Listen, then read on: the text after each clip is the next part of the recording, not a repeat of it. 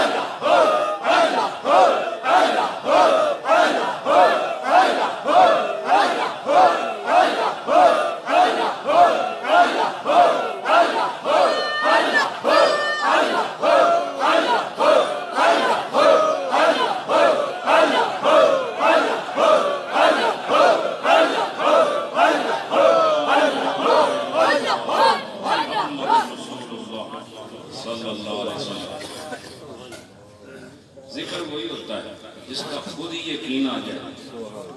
اللہ اللہ ماشاءاللہ.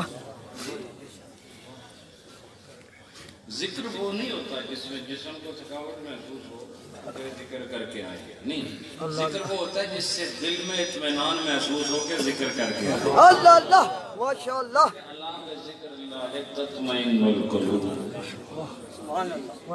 ذکر کے بعد اطمینان قلبی کا محسوس کرنا ضروری ہے.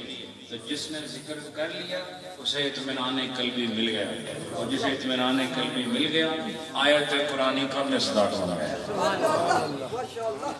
آج کی اس محفل میں جو کچھ پیش کیا گیا ہے 5000 بار بسم اللہ شریف، ایک قرآن پاک، درود پاک 5000، کلمہ شریف 5000، سورہ فاتحہ 5000، سورہ 500 مرتبہ، سورہ یاسین 50 مرتبہ، سورہ اخلاص 500 مرتبہ.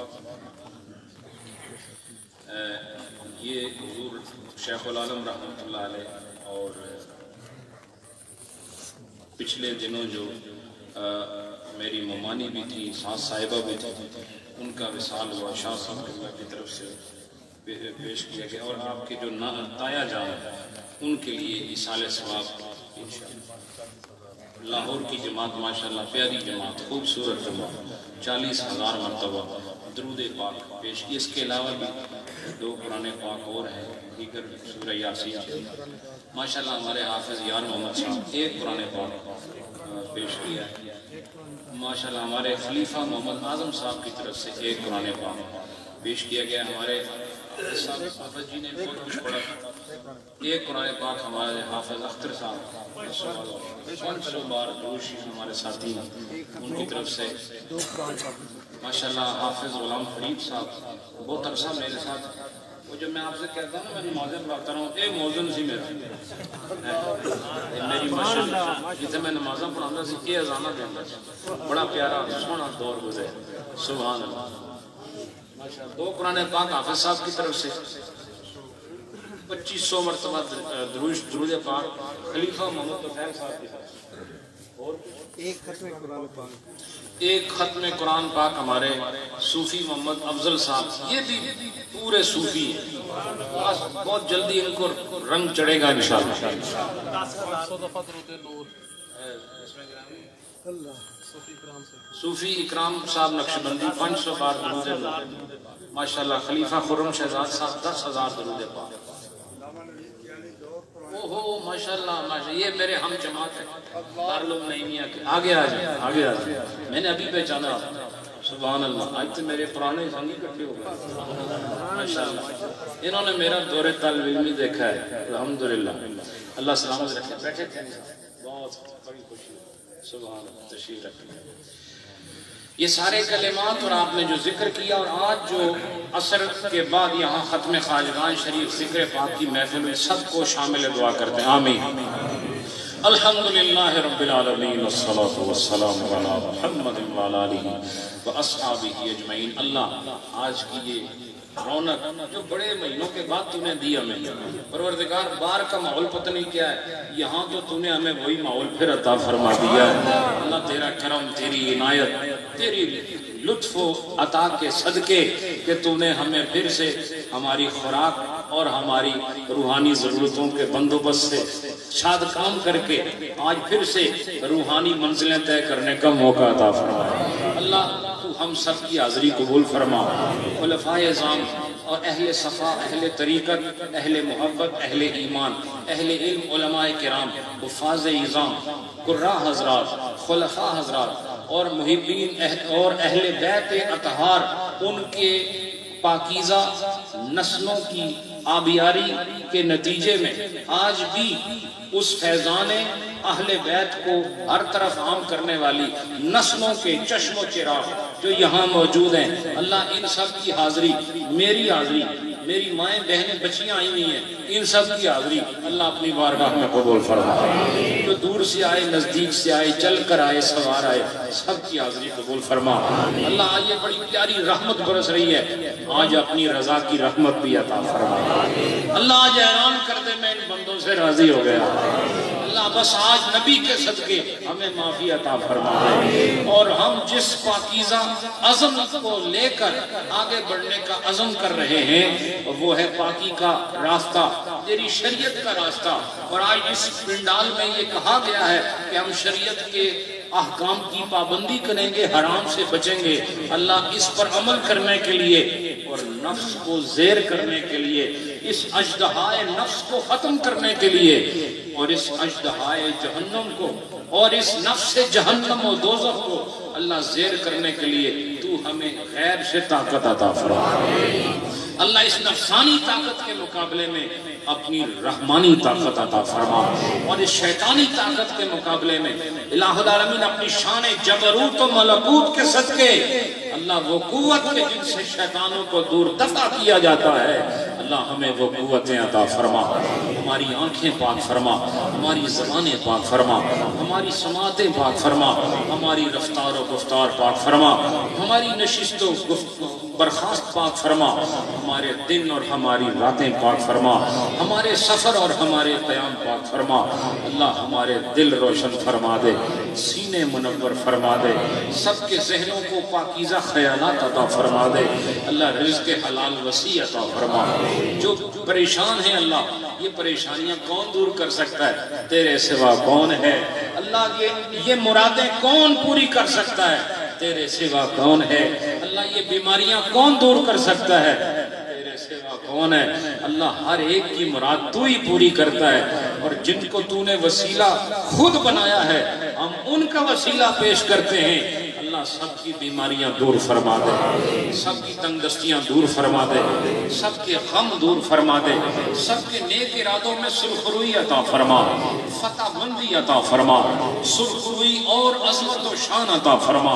جن کی اولادیں نہیں ہیں اولاد عطا فرما، جو اولادوں والے ہیں لیکن پریشان ہیں یا ان کی اولاد تکلیف میں ہے، اللہ سب کی تکلیفیں دور فرما رہے۔ اللہ سب کو رزق حلال وسیع عطا فرما۔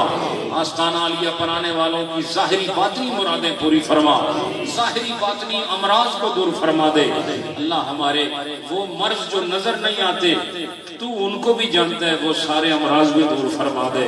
پروردگار ہمیں وہ قوت جن سے نیک اعمال کیے جاتے ہیں ہم سب کو عطا فرما، اور پروردگار جب گناہ کا موقع آئے اس وقت کمزوری سے دوچار کر کے اس گناہ سے بچنے کی توفیق عطا فرما، اور جب نیکی کا موقع آئے تو طاقت عطا فرما کہ اس نیکی کی توفیق عطا فرما۔ پروردگار ہمارے بزرگوں کو، رشتہ داروں کو جو دنیا سے چلے گئے ہیں، اور ہمارے نذیر خان صاحب ان کی خالہ ان کا انتقال ہوا، ہماری جو ممانی صاحبہ ہیں مرحومہ مغفورہ ان کا انتقال ہوا، اس سے پہلے میرے ایک اور مولانا غلام نبی افغانی صاحب ماموں تھے ان کا انتقال ہوا، اور آپ سب جتنے یہاں بیٹھے ہیں اسلم صاحب محترم ان کا انتقال ہوا، اور آپ کے رشتہ دار جاننے والے اور خلیل شاہ صاحب مطلوب شاہ صاحب سنگال شریف والے ان کا انتقال ہوا، اور یہ ساتھ تو ہے کوئی عجب محفوظ الرحمان نعیمی صاحب، جی محفوظ الرحمان نعیمی صاحب ان کا انتقال ہوا، اور اس سال پیر سید کبیر علی شاہ صاحب کا انتقال ہوا۔ دیگر آستانوں کے مشائخ میں سے بہت سارے مشائخ دنیا سے چلے گئے، بڑے بڑے اہل علم حضرات دنیا سے چلے گئے۔ اللہ ہمیں معلوم ہے یا نہیں معلوم، جو تیرے پاس آ گیا ہے ہماری آج کی اس محفل کا ثواب سب کو عطا، سب کو بخشش عطا فرما۔ اور اللہ اسی مرنا ہے تو مرن ویلے جو تھوڑی دیر پہلے دسیا اللہ سانو اپنے کھان واسطے سونا رزق عطا فرما۔ اللہ مرن ویلے جس چیز کا ذائقہ لینا ہے اللہ سونی شے نصیب فرما، سانو دی تیاری دی توفیق عطا فرما۔ ساڈی کمزوریاں نو نہ دیکھنا اللہ، ساڈے گناہاں نو نہ دیکھنا اللہ، ویکھنا تے اپنے محبوب دا چہرہ ویکھ لے اللہ، ویکھنا تے اپنی رحمت نو ویکھ لے اللہ، اس رحمت دا واسطہ سانو معافی عطا فرما، اور مرن دا ویلا سوکھا فرما، آسان فرما، قبر دا مرحلہ آسان فرما، سارے واسطے حشر کھلونا آسان فرما، نبی دی شفاعت نصیب فرما، اور یہ میلے روحانیت دے اللہ اسی طرح لگے رہیں، یہ لوگوں دی آمد و رفت جاری رہے اللہ، یہ سونے سونے پھول آ کے اپنے باغ وچ آ کے نقش بندی خوشبودہ سلسلہ جاری رکھن، اور اللہ آستانہ عالیہ دے مشائخ اور صدیق اکبر تک جڑی ساری لڑی ہے انہاں سارے دا روحانی فیضان انہاں مستانیاں نو نصیب فرما، انہاں عاشقاں نو نصیب فرما۔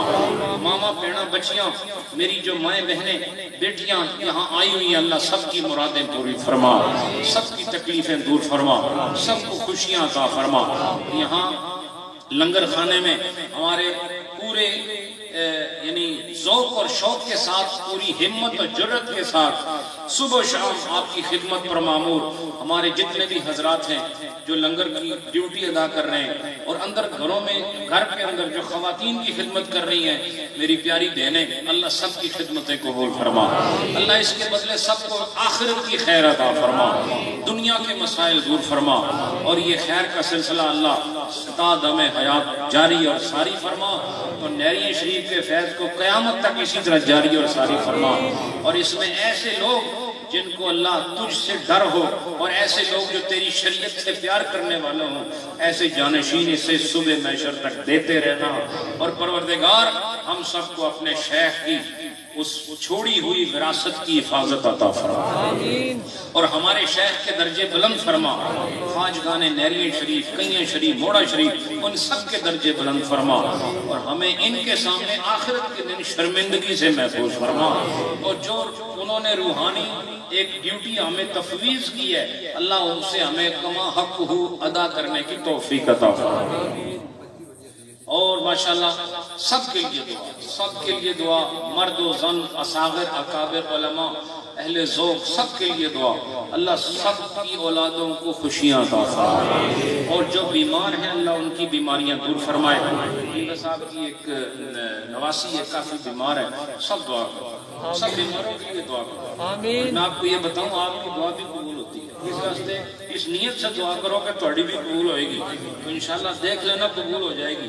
یہ صرف پیران دے کھاتے وچ نہیں ہے، دعا ساریاں دے کھاتے وچ ہے۔ میں دعا کر رہا ہوں اور آپ بھی دعا کریں، اللہ سب کے گھروں میں جو جو بیمار ہیں اللہ ان سب بیماروں کو شفا عطا فرمائے۔ میری عظیم والدہ اور مائی صاحبہ مدہ ذلھا، اللہ ان کا سایہ عاطفت دیر تک ہم سب کے سروں پر قائم رکھے، ان کی دعائیں آپ یقین کریں۔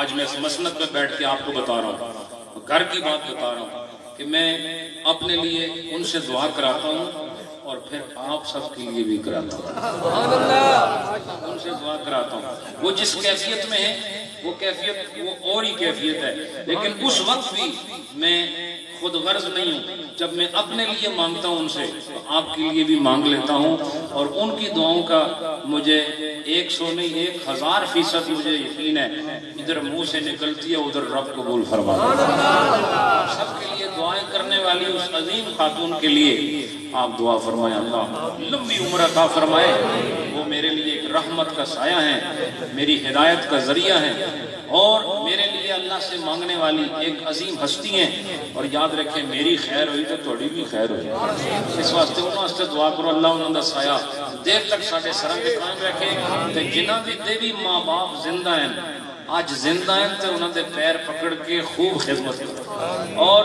دعا کرتا ہوں اللہ آپ سب کے ماں باپ کو لمبی عمر عطا فرمائے اور ان کی دعاؤں سے اللہ آپ کی دنیا اور آپ کی آخرت کو کامیابی نصیب فرمائے۔